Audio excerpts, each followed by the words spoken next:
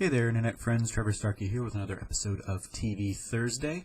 As I mentioned in last week's episode, I've been just rewatching all of the show Parks and Rec, and I'm just having a ton of fun with it. I started midway through season 2, just because I was going through and I kind of just picked an episode that I remember enjoying and just kind of was like, oh, I'm gonna hop in for a few episodes, and here we are a little over a week later, and I'm up to the episode where Leslie and Ben are about to get married.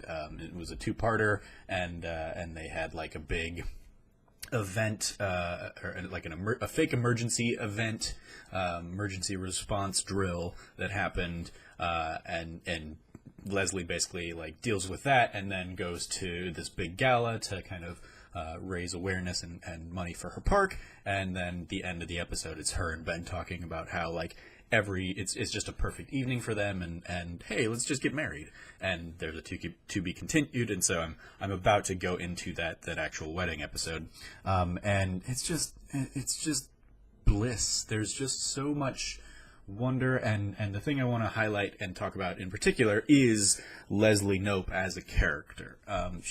She and I'll probably do the same kind of thing for Ron Swanson next week, because she's just such a wonderful character. She is in a world filled with cynicism, and especially in like the TV landscape, and just kind of like side swiping snarkiness, and of course, it's coming from me, so ha ha ha.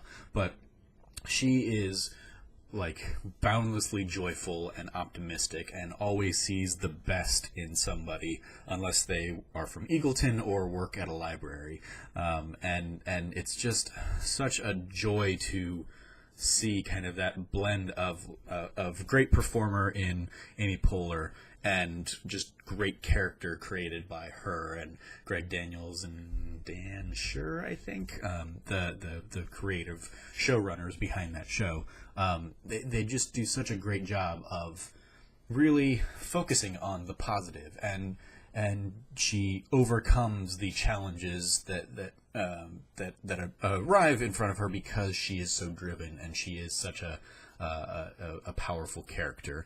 She inspires the people around her. She inspires Tom to go off and do his own thing. She brings the best out of Ron Swanson, the staunch libertarian who just wants government to not do anything.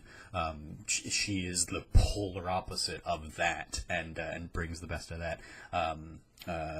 Ben, Adam Scott's Ben, like the chemistry that those two characters have from the jump, from when Ben comes in to, again, be like another foil to her, and she wants every resource available, and he's saying, that's not possible, we need to cut, because your government has kind of failed. The fact that she drives and overcomes and finds a way to like reach her goals is just such an inspiration, and she's just like, she does it all while being incredibly funny. You have great scenes, great episodes like the flu season one, where everybody kind of comes down with the flu, and she basically says she steals everybody's like medication so she can get out of bed and go do her performance and her presentation, and she like, even though she has like things like what the floors and walls just switched, kind of like great physical comedy and just like comedy. She still manages to, as a character, kind of like barrel through and get the job done, and there's like Ben in response basically being, I've never seen anything like that, but that's Leslie Knope. Just like it's such a great powerhouse performance. It was sadly so far overlooked by like the Emmy voters and stuff like that, but she is just wonderful comedy and wonderful heart. Her relationship, of course, with Anne is like just like such a beautiful kind of like friendship that comes out of like, oh, this person has a pit in her backyard and she wants it to not be a pit anymore.